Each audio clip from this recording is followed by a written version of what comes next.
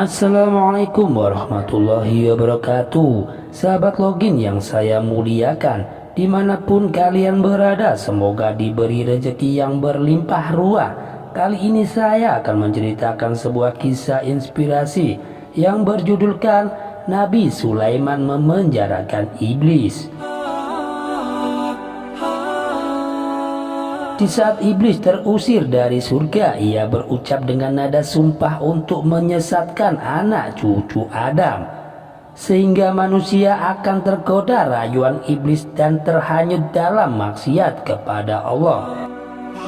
Nabi Sulaiman diberi kekuasaan yang menakjubkan oleh Allah Ta'ala. Dengan izinnya, Nabi Sulaiman mampu untuk menundukkan jin, manusia, dan binatang, sehingga mereka patuh terhadap apa-apa yang diperintahkan oleh Nabi Sulaiman. Iblis memang tunduk dan patuh terhadap Nabi Sulaiman, namun mereka tetap teguh pada ucapan yang menyesatkan anak cucu Adam, karena dia bersumpah dari nenek moyangnya bahwa akan tetap menyesatkan umat manusia.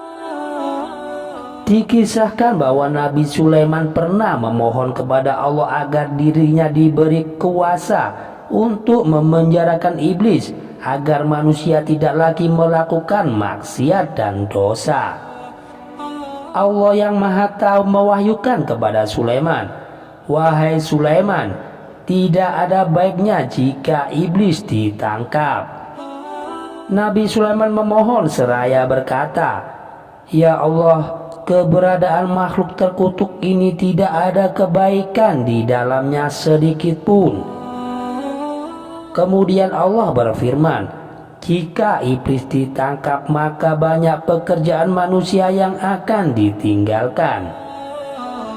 Nabi Sulaiman kembali memohon, "Ya Allah, aku ingin menangkap makhluk terkutuk ini selama beberapa hari saja."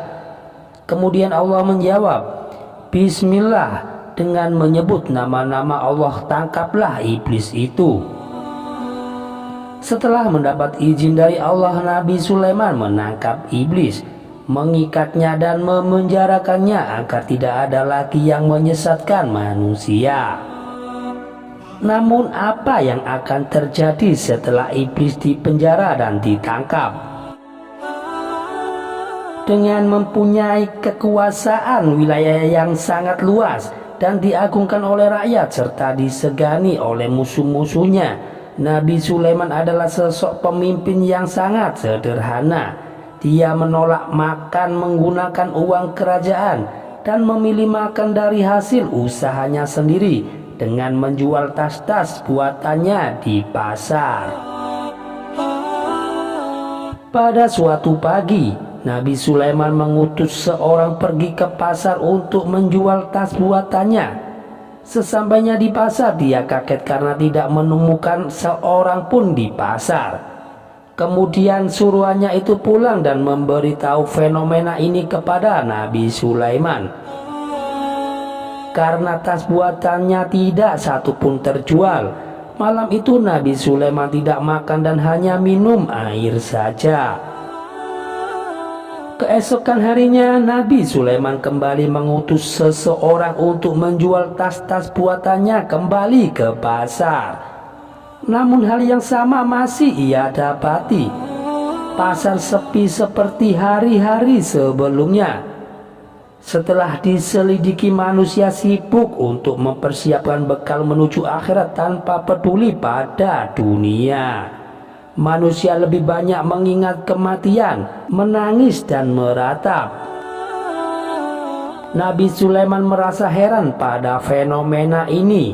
Lantas Nabi Sulaiman bertanya kepada Allah Subhanahu wa Ta'ala, "Ya Allah, apa yang sebenarnya telah terjadi? Kenapa orang-orang tidak bekerja mencari nafkah seperti biasanya?" Kemudian Allah menjawab, "Wahai Sulaiman, engkau telah menangkap iblis, sehingga akibatnya manusia tidak bergairah untuk bekerja mencari nafkah. Bukankah sebelumnya telah aku katakan kepadamu bahwa menangkap iblis tidak akan mendatangkan kebaikan?" Mendengar jawaban dari Allah, dengan segera Nabi Sulaiman melepaskan iblis dari penjara, sehingga keesokan harinya pasar menjadi kembali ramai. Orang-orang kembali bersemangat bekerja untuk mencari harta dunia, untuk makan dan memenuhi kebutuhannya, dan juga untuk urusan dunia yang lainnya. Poin dari cerita ini yaitu Allah tidak pernah melarang kita untuk mengejar kenikmatan duniawi, namun jangan sampai kesibukan dalam urusan dunia dan segala gemerlapnya membuat kita lupa untuk apa kita diciptakan di dunia. Demikian kisah ini bisa saya sampaikan. Semoga kita bisa mengambil hikmah dari kisah tersebut. Jangan lupa untuk like, komen, dan subscribe untuk mendukung channel kami ke depannya. Wassalamualaikum warahmatullahi wabarakatuh.